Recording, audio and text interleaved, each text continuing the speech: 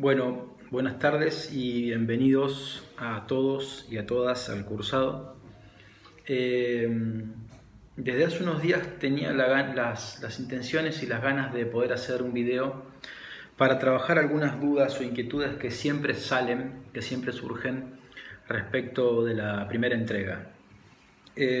Hay dos o tres cuestiones que a mí me gustaría poder puntualizar para que queden claras y que también constituyan una suerte de ayuda, de apoyo para este primer trabajo que consiste en la entrega de la idea de proyecto, que incluye la prefactibilidad y la delimitación del mercado de referencia. En primer lugar, lo que quiero dejar claro es un poco el alcance y lo que implica trabajar con la idea de proyecto.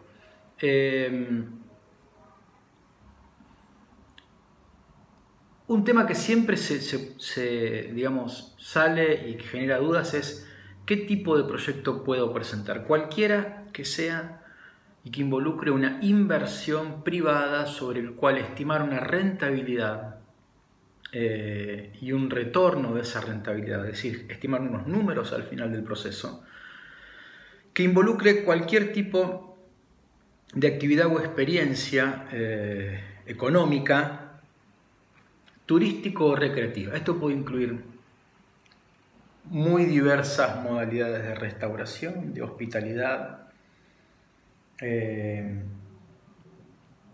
y de actividades o de sumas de experiencias. ¿Qué no puede ser un proyecto para este curso? Que todos los años aparece y digamos hay que volver a escribirlo y puntualizarlo, no es un proyecto el desarrollo concreto de un circuito o de una actividad.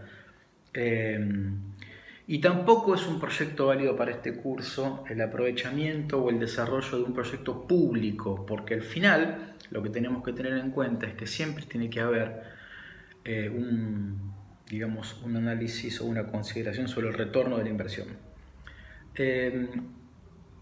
Si ustedes van a trabajar en la planificación de un circuito, eso corresponde más bien a alguna materia que tenga que ver con el desarrollo o con la planificación de senderos o la programación de una actividad. El proyecto puede tener la programación de una actividad, pero tiene que ser un proyecto que involucre a muchos de esos en la conformación de una empresa o de una microempresa sobre el cual estimar la rentabilidad de una inversión. Ese es el primer punto. El segundo punto es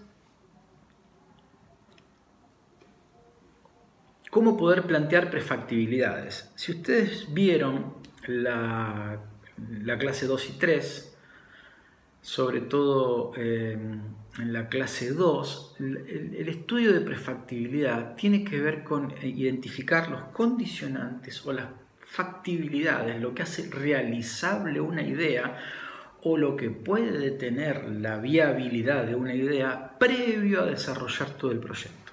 Y en este sentido, trabajar un estudio de prefactibilidad en este momento tiene que ver con la noción de prevenir situaciones que pueden aparecer en la formulación del proyecto, que podrían aparecer o que deberían aparecer incluso en este momento cero, y evitar en esos casos hacer todo un proyecto, un desarrollo ulterior de factibilidades, cuando ya se sabe que las condiciones previas nos dicen que eso no es viable. Por eso el estudio de prefactibilidad indaga sobre la prefactibilidad comercial primero. ¿Tendremos los clientes que atravesarán la puerta del negocio y generarán ingresos que cubran costos, que generen rentabilidad, que cubran la inversión y que permitan reinvertir luego en el negocio? Esa es la primera prefactibilidad de todas, la factibilidad comercial, que termina con una estimación muy inicial y digamos preliminar de lo que luego en la cuantificación va a ser la Q del proyecto, la cuantificación. Necesariamente la prefactibilidad comercial debe concluir con una estimación de las cantidades de visitantes que nos estamos proponiendo lograr. La segunda factibilidad derivada de la primera es la económica financiera. y tiene que ver con, a partir de esos clientes, de esas cantidades de clientes potenciales que pensamos captar, cómo podemos o cómo vamos a poder, bueno, eso, generar esos ingresos que cubran esos costos, que generen esa rentabilidad, que promuevan ese recupero de la inversión. Pero desde lo financiero también, cómo poder afrontarlos, qué espalda financiera puede tener la empresa que se plantee y cómo se va a hacer cargo de la inversión, con financiamiento propio, externo, bancario, en qué condiciones. La prefactibilidad técnica es la que sigue y tiene que ver con el desarrollo del producto, con la localización y también con las condiciones que hacen al bosquejo de intenciones, a la ingeniería física, al esquema del proyecto funcionando. Las prefactibilidades terminan con la prefactibilidad ambiental y social, que tienen que ver con la adecuación de los parámetros sociales, de los destinos y de las condiciones del medio ambiente donde va a ir el proyecto. Ustedes, en la primera entrega, que no tiene que tener más de 10 hojas, de 10 páginas, tienen que poder hacer un acercamiento a esas condiciones de viabilidad previa, ¿sí? Luego, y como dice muy bien en la clase, el desarrollo de cada prefactibilidad en extenso hacia cada parte de la formulación del proyecto, donde superada esa primera instancia de prefactibilidad, ya vamos a encargarnos de poder dedicarnos a la factibilidad desarrollando cada una de esas partes. La tercera cuestión importante tiene que ver con el mercado de referencia. Yo les pido que lean muy detenidamente la clase correspondiente, porque la definición de mercado de referencia marca la diferencia sustancial entre proyectos turísticos y los que no lo son, proyectos turísticos recreativos y los que no lo son. Por la naturaleza de los proyectos turísticos, la definición del mercado de referencia, que significa identificar en qué mercados está o debieran estar los productos y los servicios y las experiencias de mi proyecto, significa partir estrictamente de las condiciones que dicta la demanda, de necesidades insatisfechas en los mercados de referencia. ¿Qué quiero decir con esto? Sigan estrictamente el esquema del AMBIN adaptado a la formulación de proyectos que hemos planteado y que está en nuestro libro del año 2014, segunda edición del 2014, que pronto compartiremos, pero que ya figura y es la base de la clase sobre definición de mercado de referencia. En ese esquema tripartito, en ese trípode, el primer punto es definir los mercados de referencia. Y el proyecto está en tantos mercados como mercados de referencia o necesidades insatisfechas o esas primeras patas uno puede identificar. ¿Qué sucede con esto? Que puestos a hacer esa tarea, son pocos los proyectos que se animan a plantear más de